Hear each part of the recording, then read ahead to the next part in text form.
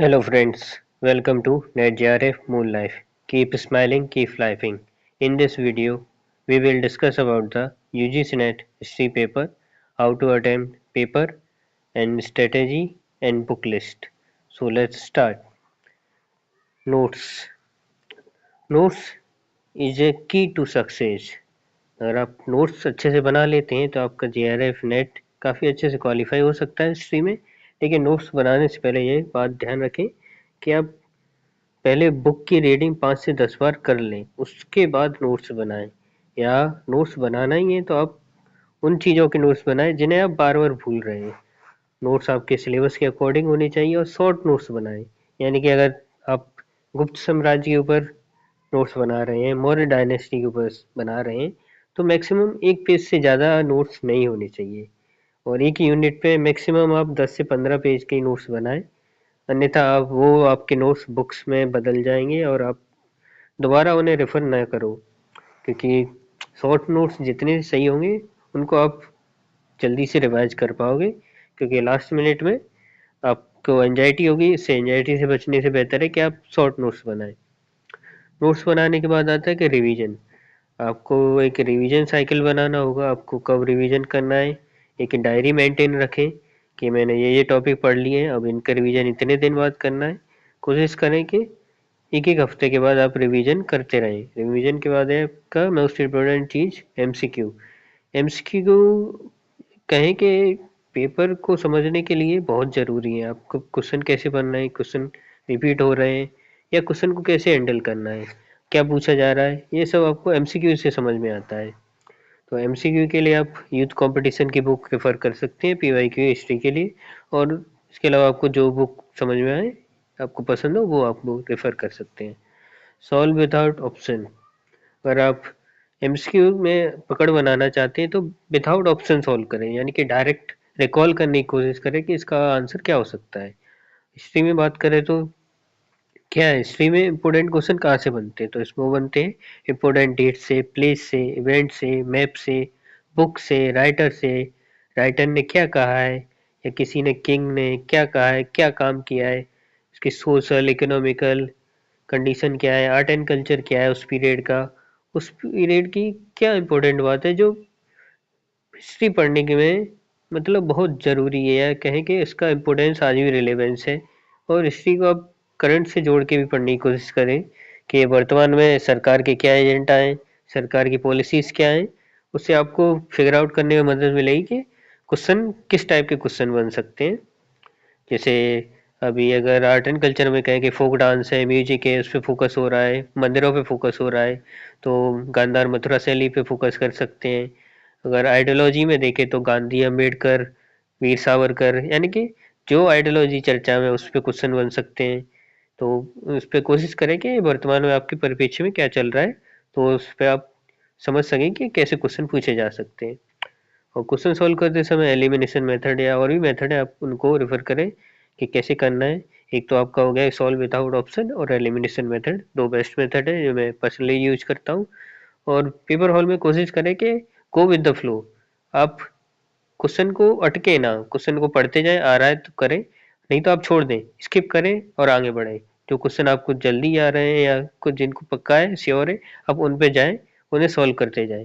और अपनी इंस्टिंक्ट यानी कि जो आपकी प्रवृत्ति है उस पर भरोसा रखें, आपकी गट फीलिंग पर भरोसा रखें। आप जो सोच रहे हैं, आपको लगता है ये ऑप्शन सही है, तो उस पर आप भरोसा रखें और उसे सॉल्व करें। अब हम बात करते हैं पेपर की, कि पेपर में क्वेश्चन किस टाइप के आते हैं, उन्हें कैसे हैंडल करना है आपको। आपके पेपर में सबसे महत्वपूर्ण चीज़ है, दो अनसीन पैसेज आती हैं जो मतलब उनके क्वेश्चन पैसे से रिलेटेड ना होकर किसी बुक पर रिलेटेड या किसी इंडिविजुअल पर्सनैलिटी पर डिपेंड करते हैं या कोई घटनाक्रम से जुड़े होते हैं, लेकिन उसकी क्वेश्चन आपके पैसेज में नहीं होंगे, उसके आंसर नहीं मिलेंगे आपको। पैसेज से बस आपको एक आइडिया लगेगा, ठीक है। तो इसके लिए आपको वाइड नॉलेज होना बहुत ज़रूरी है अपनी हिस्ट्री की। और इसके लिए ऑथेंटिक बुक या बड़े बड़े ऑथरों की बुक्स है, सतीश चंद्र, उपेंद्र, रोमिला थापर, इनकी बुक्स को पढ़ें। अगर पढ़ने का मौका ना मिलता है तो आप इग्नू की बुक्स को ज़रूर पढ़ें एक बार, एमए की, बीए की। उनसे आपको एक होलिस्टिक अप्रोच मिलेगी जिससे आप पेपर में अटेम्प्ट करेंगे, इसका अप्रोच का फ़ायदा आप पेपर हॉल में मिलेगा आपको। सेकेंड टाइप के क्वेश्चन बनते हैं आपके क्रोनोलॉजी, घटनाक्रम पर आधारित। इन क्वेश्चनों का हिस्ट्री पेपर में बहुत बड़ा रोल रहता है। राजाओं के क्रम, घटनाओं के क्रम, या कोई प्राचीन मध्यकाल, इनमें एक ऑर्डर पूछ लेते हैं कि इसके बाद ये घटना हुई, अब घटनाओं को क्रम में लगाइए।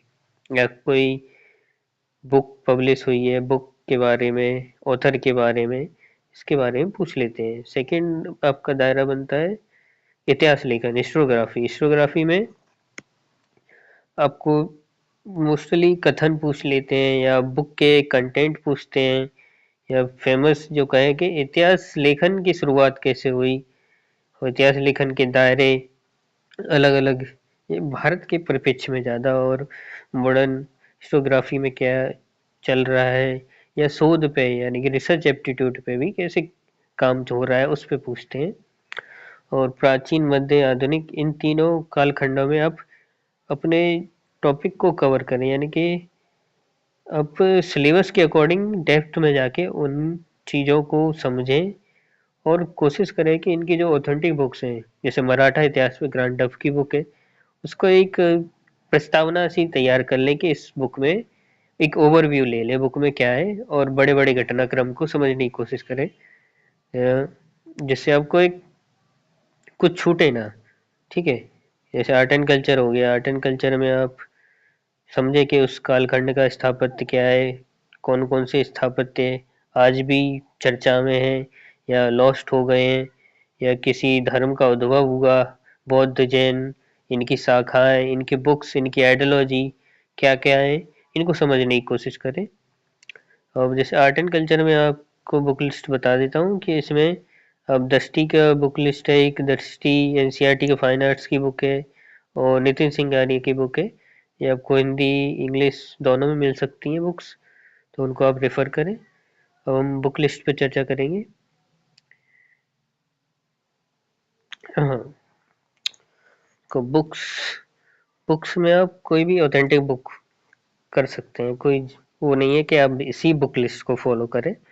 पर मैं एक बात ज़रूर कहना चाहूँगा कि एक ऐसी बुक ज़रूर रखें जिसमें सारे टॉपिक कवर हो, जिसमें आपकी सारी 10 यूनिट कवर हो, कॉम्प्रिहेंसिव बुक हो, इसमें सारे टॉपिक हो, उससे रिवीजन में करने में आपको बहुत मदद होगी। ठीक है, अब मैं हिंदी वालों के लिए बता देता हूँ, फिर इसके बाद हम इंग्लिश वालों के लिए चर्चा करेंगे कि कौन कौन सी बुक लिस्ट आप फॉलो कर सकते हैं। तो भारतीय इतिहास के लिए आप आर्य पब्लिकेशन की ये एक होलिस्टिक बुक है जो कॉम्प्रिहेंसिव बुक है। ठीक है, इसे रेफर कर सकते हैं। यूजीसी नेट इतिहास के लिए एक दृष्टि पब्लिकेशन की बुक है, ये भी एक कॉम्प्रिहेंसिव बुक है जिसमें सारे टॉपिक है। इन दो बुक में भारतीय इतिहास आर्य पब्लिकेशन और यूजीसी नेट इतिहास, इन दोनों बुक में आपके 10 यूनिट कवर है। नहीं नहीं, यूजीसी नेट इतिहास में आपके 10 यूनिट कवर है, भारतीय इतिहास में आपको इतिहास लेखन छोड़ के आपकी 9 यूनिट पूरी कवर है। और फिर आपके प्राचीन इतिहास में आप पप्पू प्रजापति की बुक रेफर कर सकते हैं। ये काफ़ी लेंदी बुक है, लेकिन आपको फैक्चुअल इन्फॉर्मेशन काफ़ी मिल जाएगी। ये एक सफिशिएंट बुक है एंशिएंट हिस्ट्री के लिए। मिडाइवल हिस्ट्री में आप सौरभ चौबे की बुक रेफर कर सकते हैं। और इतिहास लेखन में बी के श्रीवास्तव की बुक काफ़ी पॉपुलर है। और बी के श्रीवास्तव के अलावा इतिहास लेखन आप झारखंड चौबे की, या टेक्स्ट बुक ऑफ हिस्टोग्राफी ई श्रीधरन, इसको रेफर कर सकते हैं। इनके अलावा आप इग्नू की बुक्स इतिहास लेखन में, या फिर एक कॉम्प्रिहेंसिव स्टडी के लिए आप रेफर कर सकते हैं, इग्नू बुक्स बेस्ट है। इसके अलावा एनसीईआरटी। और हम इंग्लिश बुक लिस्ट की चर्चा कर लेते हैं। एंशिएंट हिस्ट्री में आपकी उपेंद्र सिंह की बुक काफ़ी महत्वपूर्ण बुक हो जाती है, उसको आप पढ़ सकते हैं। एक लेंदी बुक है, लेकिन आप चाहे एंशिएंट हिस्ट्री में आप कोई भी बुक लें, क्योंकि एंशिएंट हिस्ट्री काफ़ी वास्ट है और लेंदी लेंदी है, तो आप एंशिएंट हिस्ट्री की बुक पेंडेंसी फॉलो कर सकते हैं।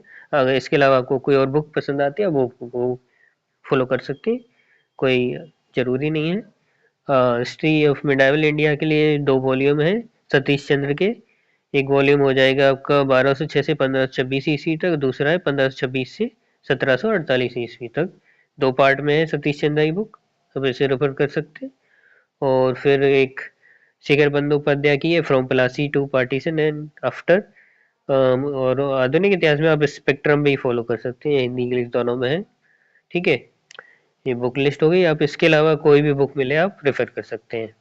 इसके बुक्स में आप बी ए एम ए की बुक्स भी आती है कॉलेज की, वो भी रेफर कर सकते हैं। वो भी एक वैल्यूएबल रिसोर्स है, उसमें भी काफ़ी इंफॉर्मेशन वाली चीज़ें दी होती हैं, उन्हें रेफर कर सकते हैं। सिलेबस को आप टॉपिक वाइज कवर करते जाएं और से एक डायरी में मेंटेन करें कि आपको कुछ छूटे ना। ठीक है, और नोट्स बनाते समय आप कोशिश करें कि उसमें बुक में ही वैल्यू एडिशन कर दे, कोई नया फैक्ट मिल रहा है वो जोड़ दे। नोट्स बहुत ज़रूरी हो तो ही बनाएं, मैं कहूँगा। अगर नोट्स आप बनाना चाहते हैं तो कम से कम लिख लिख कर बनाएं, जिसमें इंफॉर्मेशन ज़्यादा हो, की पॉइंट हो, की पॉइंट कवर करने की कोशिश करें। ठीक है, तो इस इतनी सारी बुक्स के अलावा भी आप चाहें तो कई बुक रेफर कर सकते हैं, लेकिन मैं कहूँगा कि लिमिटेड सोर्स रखें तो ये काफ़ी सही रहेगा। ठीक है, so let's wrap up here. Thank you for watching.